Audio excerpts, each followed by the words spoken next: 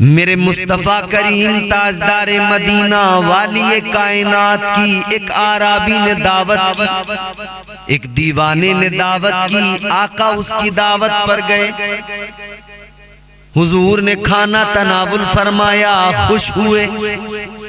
आका ने फरमाया, ए आराबी, अगर कभी कोई जरूरत पेश आए, कोई हाजत आए, मुझसे कह देना, मुझसे अर्ज कर देना।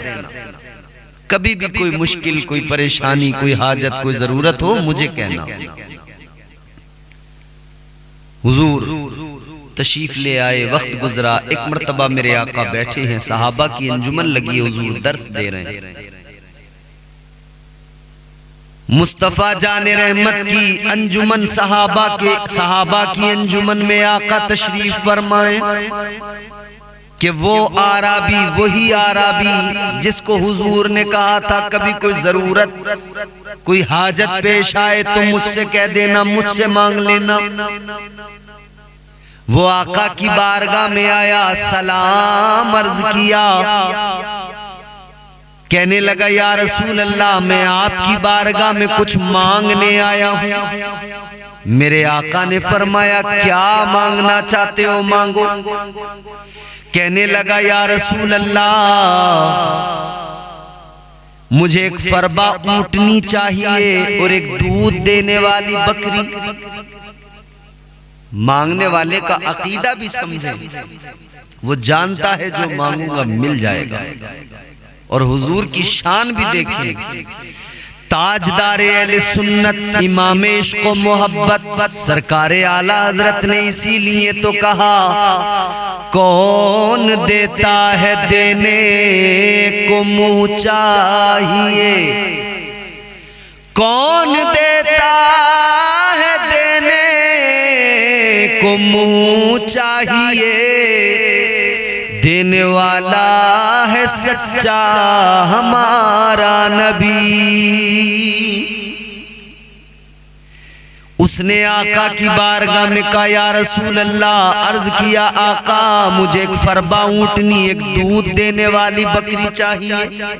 हुजूर ने फरमाया, आह, तूने बनी इसराइल की उस बूढ़ी की तरह काश मांगा होता।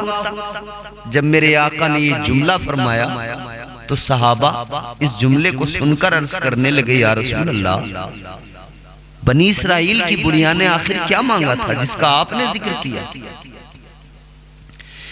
ताजदार मदीना वाली कायनात ने फरमाया, सुनो सहाबा, जब हजरत मूसा अलैहिस्सलाम बनी इसराइल को लेकर फिरौन के चंगुल से निकलकर चले गए, फिर हुक्म रब उनको आ गया, अर्ज़ मुक़द्दस फलस्तीन जाना, वहां पर जाकर जंग करना है, कौमे अमालका से जिहाद करना है, वहीं पर जाकर आबाद होना है, उसी को अपना मस्कन बनाना। जब हजरत मूसा अलैहिस्सलाम कौम को लेकर चले, रास्ता तय कर रहे हैं, रास्ता तय कर रहे हैं, जा रहे हैं, मगर रास्ता निगाहों से ओझल हो रहा है, रास्ता निगाहों से बार बार ओझल हो रहा है। और हजरत मूसा अलैहिस्सलाम रास्ते के तजस्सुस में, मंजिल पे पहुंचने के लिए बड़े हैरान है कि आखिर क्या वजह है कि हम अपने रास्ते तक नहीं पहुंच पा रहे, रास्ता ओझल हो जाता है। हजरत मूसा अलैहिस्सलाम ने बनी इसराइल के तमाम उलमा को जमा किया, बड़े बड़े उलमा बैठे, फरमाया कि माजरा क्या है जरा बताओ। कहने लगे, हुजूर, एक जो उनमें बड़े आलिम थे रईसुल उलमा, कहने लगे, हुजूर, इसका सबब यह है कि हजरत यूसुफ अलैहिस्सलाम की वसीयत, उनकी वसीयत पर अमल किया जाना है, उनकी वसीयत पर अमल करेंगे तो रास्ता अपने आप मिल जाएगा।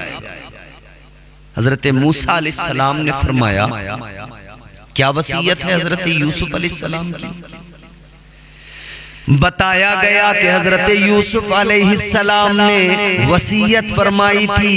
आपने कहा था कि जब मूसा अलैहिस्सलाम फिरौन से बनी इसराइल को बचाकर मिस्र के लिए रवाना होंगे, फलस्तीन जाएंगे,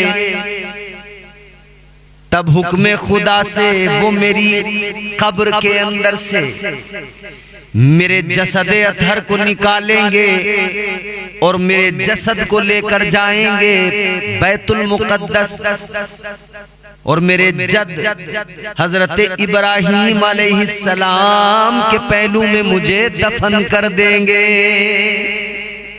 हजरत यूसुफ अलैहिस्सलाम ने हयात ज़ाहिरी से रुखसत होने से कबल ये वसीयत फरमाई थी। बरसों गुजर गए थे, जमाना गुजर गया था। हजरत मूसा अलैहिस्सलाम कहने लगे ठीक है, वसीयत पर हम अमल करेंगे, मगर हमें ये तो पता लगे कि हजरत यूसुफ अलैहिस्सलाम की कब्र मुबारक कहाँ है। उलमा कहने लगे हुजूर ये तो पता नहीं कब्र कहाँ है, मगर इतना पता है एक बूढ़ी औरत है यहाँ पास की आबादी में, एक बूढ़ी औरत है, वो जानती है कि हजरत यूसुफ अलैहिस्सलाम की कब्र अनवर कहाँ पर है। तो फरमाया चलो उस बूढ़ी औरत के पास, उस बुढ़िया के पास मालूम करो उनसे कि कौन सी कब्र है। आए उस बुढ़िया के पास में सब, बूढ़ी औरत से मालूम किया। इतना सुना तो वो बूढ़ी औरत कहने लगी ऐ पैगंबरे खुदा, मैं बता तो दूंगी मगर इसके बदले में मुझे कुछ चाहिए। मैं कब्र का पता तो बताऊंगी मगर बदले में मुझे भी तो कुछ चाहिए। हजरत मूसा अलैहिस्सलाम ने फरमाया ऐ खातून बताओ तुम्हें क्या चाहिए। कहने लगी ऐ पैगंबरे खुदा, मुझे जन्नत में आपका पड़ोस चाहिए। ये है वो बूढ़ी खातून जिसने हजरत मूसा अलैहिस्सलाम से जन्नत में हजरत मूसा अलैहिस्सलाम का पड़ोस मांगा, कुर्ब मांगा। हुजूर ने इसी का जिक्र किया मदीना शरीफ की सरजमीन पर, मेरे आका ने इसी का जिक्र किया। उस बूढ़ी औरत ने जब कहा ना मुझे जन्नत में आपका पड़ोस चाहिए, हज़रत मूसा अलैहिस्सलाम जरा बरहम हुए। अल्लाह ताला ने वही नाजिल फरमाई, बुलबुल सिदरा को अल्लाह ने भेज दिया। ताइरे सिदरा अदब का मुरक्का बने हुए, बालों पर समेटे हुए हाजिरे खिदमत हो गए। अर्ज करने लगे ऐ पैगंबरे खुदा, ऐ मूसा अलैहिस्सलाम, अल्लाह का हुक्म है ये खातून जो मांग रही हैं वादा कर लो,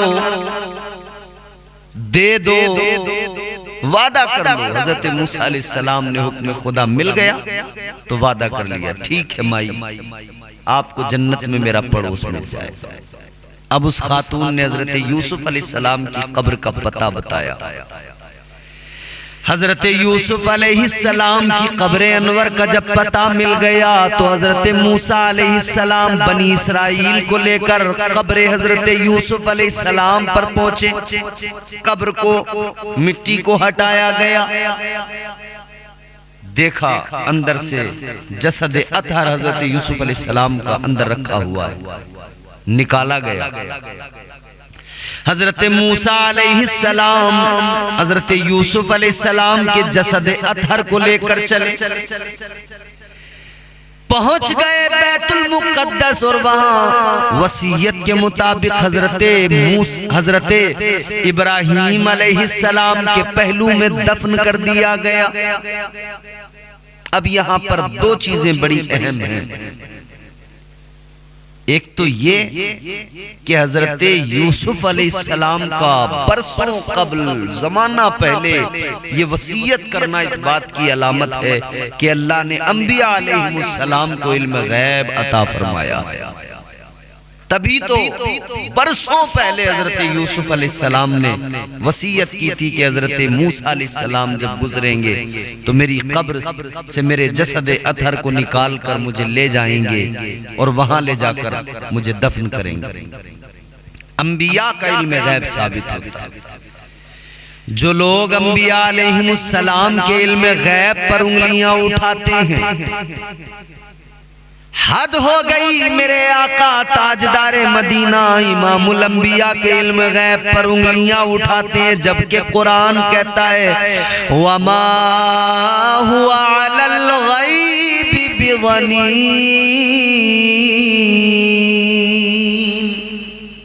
अल्लाह का कुरान कहता है, अल्लाह का कुरान बताता है कि अल्लाह ने इल्म गैब अता किया है।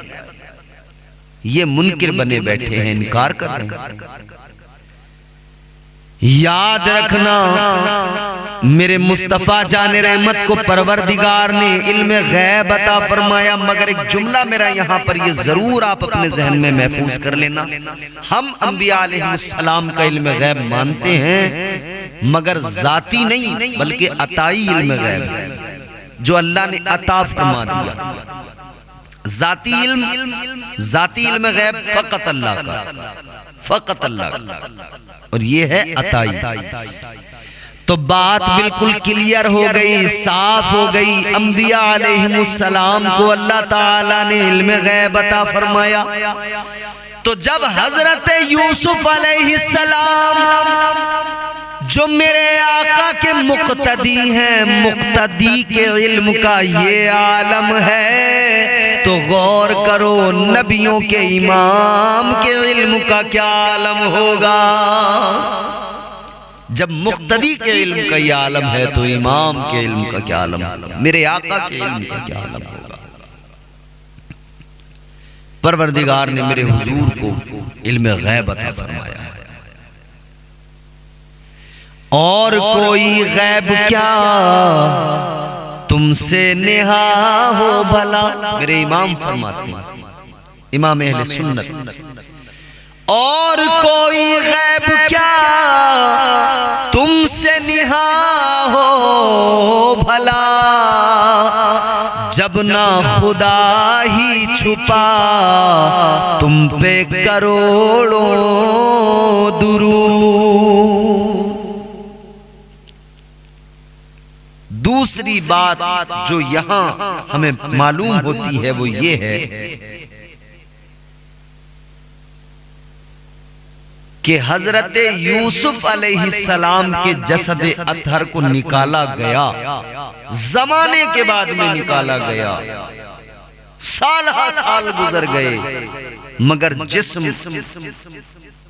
बिल्कुल सलामत। इससे ये पता लगा कि अल्लाह ने अंबिया अलैहिस्सलाम के जिस्मों को जमीन से, मिट्टी से महफूज रखा है, हर चीज से महफूज रखा है। यानी जमीन, मेरे आका की हदीस भी है, जमीन अंबिया अलैहिस्सलाम के अजसाम को खा नहीं सकती है, नुकसान नहीं पहुंचा सकती। तो पता लग गया कब्रों में जिस्म भी महफूज है अंबिया अलैहिस्सलाम के, और वो जिंदा हैं। तो जब हजरत यूसुफ अलैहिस्सलाम का जिस्म अतहर कब्र में सलामत, तो सोचो गुंबदे खजरा के मकीन मेरे आका इमामुल अंबिया का जिस्म अतहर बदरजे ऊला कब्र में सलामत भी है, और साथ साथ मेरे आका ऐसे जिंदा कि उनके दर से खैरात मांग कर लोग जिंदगी पाते हैं। अंबिया अलैहिस्सलाम जिंदा भी हैं, इल्म गैब भी अल्लाह ने उनको अता फरमाया। इसीलिए तो मेरे आला हजरत ने ताजदारे बरेली ने फरमाया, तू जिंदा है वल्ला, तू जिंदा है वल्ला, तू जिंदा है वल्ला, तू जिंदा है वल्ला, मेरी चश्मे आलम से छुप जाने वाले। मेरे आला हजरत अकीदा दे रहे हैं कि हुजूर जिंदा है, और हुजूर हमारे आका ऐसे जिंदा हैं खुदा की कसम। सुने, एक दीवाना कहता है, या रसूल अल्लाह तुझ पे मर मर के हुए सारे जियाले जिंदा, तुझ पे मर मर के हुए सारे जियाले जिंदा, तू भी जिंदा है तेरे चाहने वाले जिंदा। और जिंदगी और मौत का फर्क क्या होता है? आम मोमिन भी जो हुजूर के गुलाम है वो जिंदा है। क्यों जिंदा है? जिंदगी और मौत का फर्क क्या है मोमिनों? समझो, तुझ पे मर मर के हुए सारे जियाले जिंदा, तू भी जिंदा है तेरे चाहने वाले जिंदा। यूं तो कहने को हर एक शख्स है जिंदा, लेकिन यूं तो कहने को हर एक शख्स है जिंदा, लेकिन जिंदा तो वो है जो ईमान बचा ले जिंदा। ईमान ही तेरा सलामत नहीं, तू कौन सी जिंदगी की बात करता है? जिंदगी की बात वो करें जिनका ईमान सलामत है। आज जो लोग भोंक रहे हैं ना नबी की जिंदगी, हुजूर कब्र में जिंदा है, इस पर जो बकवास करते हैं उनके मुंह पर तमाचा है। पहले अपने ईमान का जायजा ले, पहले अपने ईमान की जांच कर, परख ले तेरा ईमान भी सलामत है या नहीं। क्योंकि नबी की जिंदगी उसको समझ में आती है जिसका ईमान सलामत होता है। अपने ईमान की फिक्र कर लो।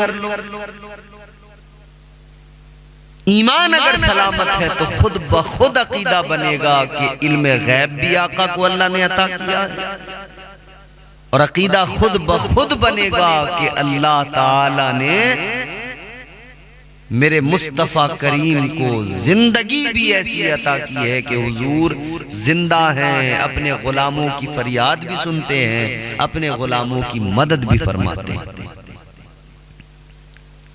इल्म गैब भी अल्लाह ने अता किया है, और इल्म गैब हुजूर को भी, हुजूर के गुलामों को भी अल्लाह ने, सहाबा औलिया को भी इल्म गैब अता फरमाया। हजरत सारिया एक जंग में है, इस्लामी लश्कर मुजाहिदीन इस्लाम जंग के मैदान में है, जंग हो रही है। इधर खलीफा दोयम अमीरुल मुस्लिमीन हजरत सैयदना उमर फारूक आजम रदी अल्लाह ताला अन्हु मस्जिद नबवी शरीफ के अंदर हैं, मिंबर पर हैं, खुतबा दे रहे हैं। खुतबा देते हुए अचानक आपने फरमाया, या सारियतल जबल,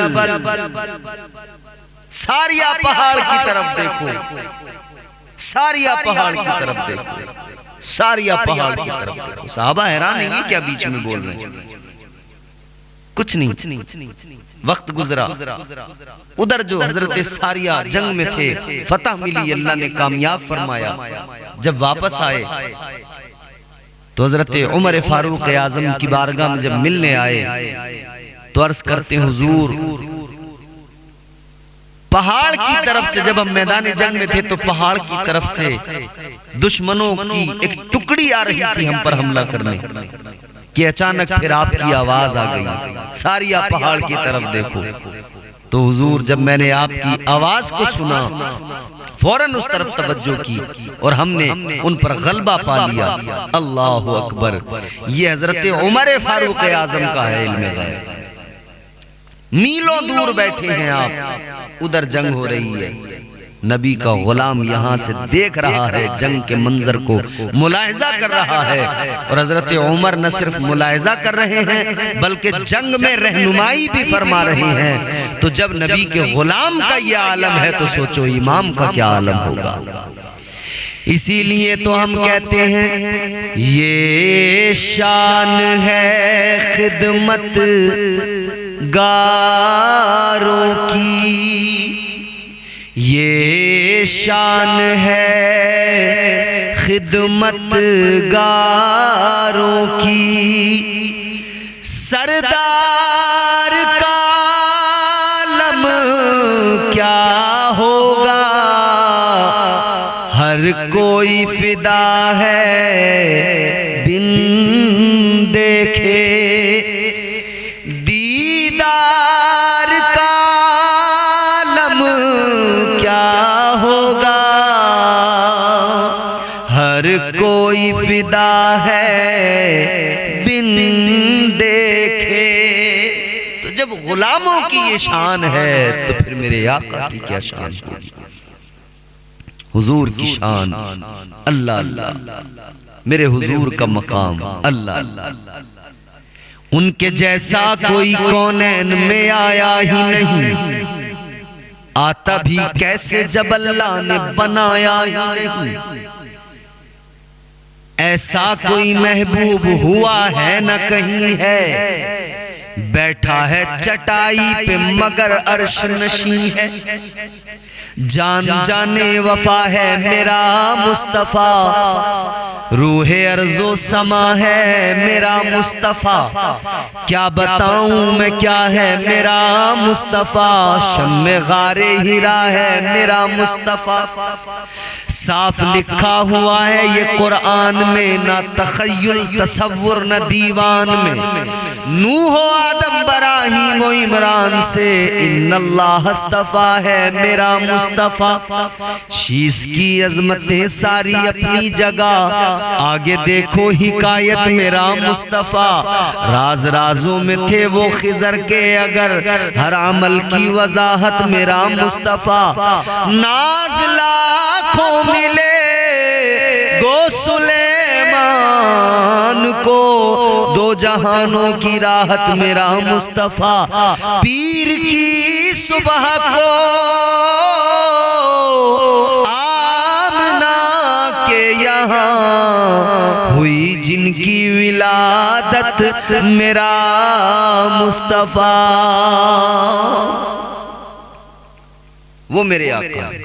अंबिया की वसीयत मेरा मुस्तफ़ा, ताजदारे शरीयत मेरा मुस्तफ़ा। वो है रहमत ही रहमत मेरा मुस्तफ़ा, वो है बरकत ही बरकत मेरा मुस्तफ़ा। रब ने खातम की जिन पर लगाई मोहर, वो फ़कत ता क़यामत मेरा मुस्तफ़ा। नहीं बाकी किसी का कोई मौजिज़ा, मौजिज़ों की तवालत मेरा मुस्तफ़ा। ये जो मैंने आपको पूरा वाकया ये हदीस के ज़िम्न में सुनाया, और जो हदीस मैंने पेश की, तीन बातें पता लगी। एक तो ये कि अंबिया जिंदा हैं, एक ये कि उनके अजसाम सलामत हैं, एक ये कि उनका इल्म गैब, अल्लाह ने उनको इल्म गैब अता किया। और एक अहम बात ये कि मेरे हुजूर ताजदारे मदीना वाली कायनात जब उनसे कोई मांगता है तो हुजूर अपने गुलामों को देने में इस कदर मसरूर होते हैं कि हुजूर चाहते हैं कि उम्मती वो मांगे जो इसकी दुनिया और आखिरत संवार दे, इसे मैं वो दे दूं कि ये कामयाब हो जाए। जो भी आका की बारगाह में आया खाली हाथ नहीं गया, रोने वाला आया हंसता हुआ गया। खाली दामन कोई लेके आया, दामन उसका मेरे आका ने भर दिया। अता करने वाली जात मेरे मुस्तफा की। हुजूर ने क्या कुछ नहीं दिया गुलामों को, ईमान दिया, कुरान दिया, इस्लाम दिया, रहमान दिया, पहचान दी, तशख्खुस, शनाख्त, शान, शौकत, जाहो जलाल, जाहो हशम, सब कुछ हुजूर की बारगाह से मिला, हुजूर के दर से मिला। और आज भी जिसे जो चाहिए बारगाह मुस्तफा में जाकर मांग ले। बारगाह मुस्तफा में लो लगाकर अगर अपने घर पे बैठा है, वहां भी लो लगाकर हुजूर से सच्चे दिल से मांग ले। हुजूर के वसीला पेश करके अल्लाह से मांग ले। सदका हुजूर का होगा, देने वाला खुदा होगा, दिलाने वाले मुस्तफा होंगे। हुजूर ने दिया। हम कहते हैं इतना दिया सरकार ने मुझको जितनी मेरी औकात नहीं। ये तो करम है उनका, वरना मुझ में तो ऐसी बात नहीं। हम तो इस लायक नहीं, मगर ये तो नवाजिशात हैं हुजूर की। कोई सलीका है आरज़ू का, न बंदगी मेरी बंदगी है। ये सब तुम्हारा करम है आका, कि बात अब तक बनी हुई है। जो भी हुजूर की बारगाह में दामन फैला कर आया, हुजूर ने उसे नवाजा। जो भी आया बारगाह मुस्तफा में फैजियाब होकर लौटा, हुजूर ने बड़ा नवाजा गुलामों को।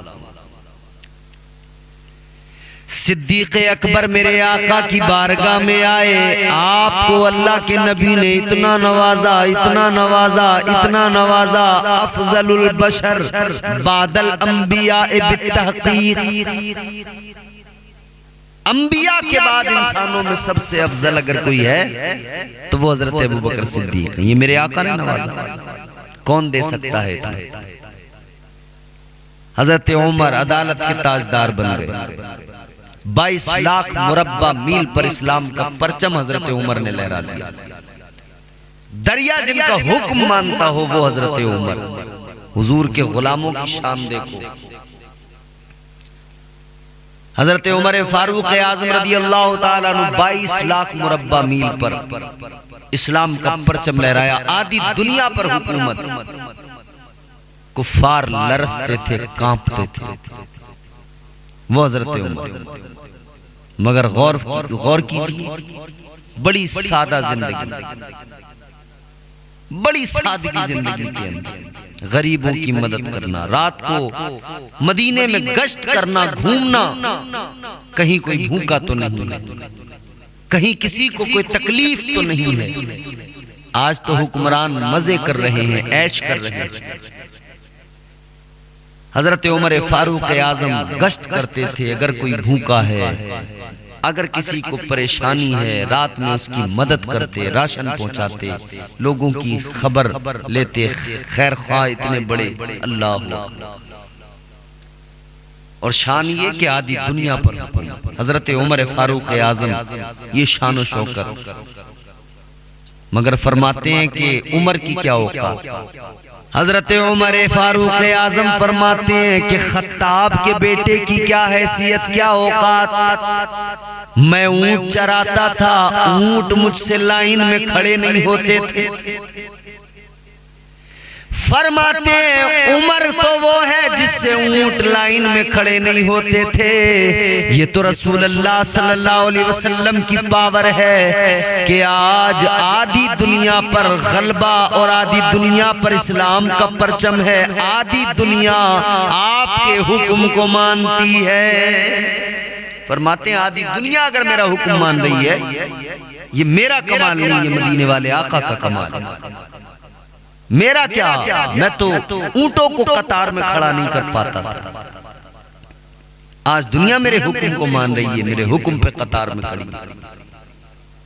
वो हजरत उमर फारूक आजम ने मगर शान देखे ना, बैतुल मुकद्दस जब फतह हुआ ना, आप ने भेज दिया लश्कर इस्लाम। फतह नसीब नहीं हो रही थी, फतह नहीं मिल रही थी। खत आया कि आपको बुलाया जा रहा है। यहूदियों ने कहा था कि अपने लीडर को बुलाओ, अपने हाकिम को बुलाओ, खलीफा को बुलाओ। हजरत उमर फारूक आजम चले, अपने खादिम को साथ लेकर चले। सवारी है, लेकिन आपने गुलाम को ऊंटनी पर बैठा दिया, ऊंट पर बैठा दिया। फरमाया तुम बैठो। कहता नहीं हुजूर आप बैठो। आपने फरमाया नहीं, तू मेरा खादिम है मगर तू बैठ। उसने कहा नहीं हुजूर, मेरी क्या जरूरत, मैं बैठूं, आप सवारी पर बैठे, मैं गुलाम हूं, मैं आपके साथ खादिम हूं, पैदल चलूंगा। आपने फरमाया अच्छा एक काम करो, कुछ दूर मैं सवारी पर बैठूंगा, तुम पैदल चलोगे, फिर कुछ दूर तुम सवारी पर बैठोगे, मैं पैदल चलूंगा, इसी तरह बारी बारी हम पैदल भी चलेंगे, सवारी पर भी बैठेंगे। आपने हुक्म दे दिया और यही हुआ। हजरत उमर फारूक आजम सवारी पर बैठते तो वो गुलाम पैदल चलता। जब वो गुलाम का नंबर आता तो उसको सवारी पे बिठाते, आप पैदल चलते। इसी तरह से सफर करते रहे। जब पहुंचे बैतुल मुकद्दस शहर में दाखिल हुए, हजरत उमर फारूक आजम जब शहर में दाखिल हो रहे हैं, उस वक्त में नंबर गुलाम का सवारी पे बैठने का। उसने कहा हुजूर शहर में दाखिल हो रहे हैं, आप बैठे? कहा नहीं, नंबर 13 तू ही बैठे, खादिम बैठा। हजरत उमर फारूक आजम ने खादिम को सवारी पर सवार किया, लेकर चल रहे हैं आप पैदल। वहां यहूदियों के बड़े बड़े आलिम, उन्होंने देखा तो मालूम किया ये जो सवारी पर हैं ये हैं तुम्हारे हाकिम। तो बताया गया, मुसलमानों ने बताया नहीं नहीं, वो तो उनका खादिम है, वो जो पैदल ला रहे हैं वो हमारे खलीफा हैं। इतना सुना तो यहूदी आलिम अपने किताबें उन्होंने जो पढ़ा था उन्होंने समझ गए फौरन। उन्होंने जो है मस्जिद अक्सा की चाबियां ली और फौरन हजरत उमर फारूक आजम के हवाले कर दी। कहने लगे कोई जंग नहीं, कुछ नहीं, आप ये चाबियां रखिए। कहा क्या मतलब? कहने लगे हमने किताबों में पढ़ा था आखिरी पैगंबर आखिरी रसूल का एक नाइब आएगा, एक उनका गुलाम आएगा, मगर उसकी शान ये होगी आधी दुनिया का हाकिम होगा, आधी दुनिया पर हुकूमत होगी, मगर शान ये होगी जब आएगा खुद पैदल चलेगा, सवारी पर गुलाम को बिठाएगा, सवारी पर खादिम को बिठाएगा। कोई जंग नहीं हुई, चाबियां बैतुल मुकद्दस की मस्जिद अक्सा की हजरत उमर के हवाले कर। ये शान है हजरत उमर की, आधी दुनिया पर हुक्म ये हुजूर की बारगाह से मिला है सब कुछ, ये हुजूर ने अता फरमाया। हजरत उस्मान गनी इस्लाम के लिए बड़ा अपना माल पेश किया, अपनी दौलत इस्लाम की खातिर पेश की। पेश कर देते हैं हम नजराना अपनी जान का, मरहला आता है जब इस्लाम तेरी शान का। राह हक में जितना गल्ला पास था सब दे दिया, अल्लाह अल्लाह देखिए ये हौसला उस्मान का। हजरत उस्मान गनी तो क्या इनाम मिला, कितना नवाजा हुजूर ने, यके बाद दीगर। हुजूर ने अपनी 2 बेटियां हजरत उस्मान के निकाह में दी। पहले एक, फिर वो दुनिया से रुखसत हो गई तो दूसरी बेटी हुजूर ने हजरत उमर को, हजरत उस्मान गनी को अपनी बेटी उनके निकाह में दे दी। जुन्नूरैन का खिताब मिला। हजरत उस्मान गनी को हुजूर ने नवाजा। मौला अली शेरे खुदा दामाद पैगंबर हैदर कर्रार कितना नवाजा। शेरे खुदा का खिताब भी मिला, जुल्फ़िकार भी अता फरमाई, और मुस्तफ़ा ने अपनी प्यारी लाडली चहीती बेटी हजरत सैयदा फातिमतुज़ ज़हरा के साथ मौला अली का निकाह भी फरमा दिया। हुजूर ने फरमाया अली तुम दुनिया में भी मेरे भाई हो, आखिरत में भी मेरे भाई हो। अपना दामाद बनाया, प्यारी बेटी हजरत सैयदा फातिमतुज़ ज़हरा के साथ निकाह कर दिया। हुजूर की बारगाह में जो आया हुजूर ने नवाजा। काले रंग का एक हबशी गुलाम आया, हुजूर ने नवाजा, इस उम्मत का इमाम बना दिया। फारस से चलकर एक गुलाम आया, हुजूर ने बहुत नवाजा, हुजूर के दर की नौकरी की तो हुजूर ने इस उम्मत का पेशवा और रहबर और इमाम बना दिया। फारस से चलकर आए, अच्छा रोम से चलकर जनाब हजरत सुहैब आए, हुजूर ने इज्जतों का ताज उनके सर पे सजा दिया। जो भी बारगाह रिसालत माब में आया, जो भी आका की बारगाह में आया, इज्जतें मिली। कौन देता है, देने को मुंह चाहिए, देने वाला है सच्चा हमारा नबी। मेरे आला हजरत ने बड़े अच्छे अंदाज में हुजूर की अजमत, हुजूर की नात कही, हुजूर की अजमतों का जिक्र किया। फरमाते हैं सबसे औला हमारा नबी, सबसे औला हमारा नबी, सबसे औला हमारा नबी, सबसे बाला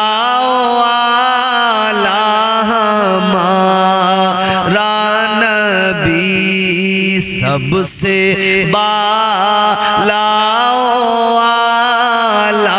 हमारा नबी, हमारा नबी, सबसे बाला हमारा नबी। मुल्क को नैन में अंबिया ताजदार, मुल्क को नैन में अंबिया ताजदार, ताजदारों का हमारा नबी, कौन देता है देने को मुँह चाहिए, देने वाला है सच्चा हमारा नबी।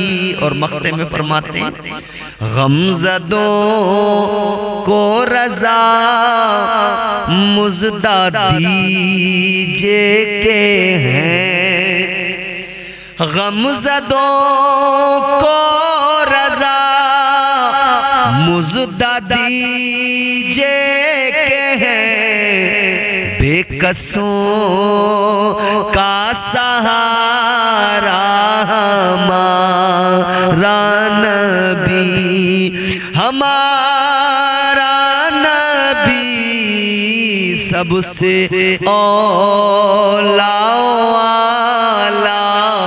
हमारा नबी।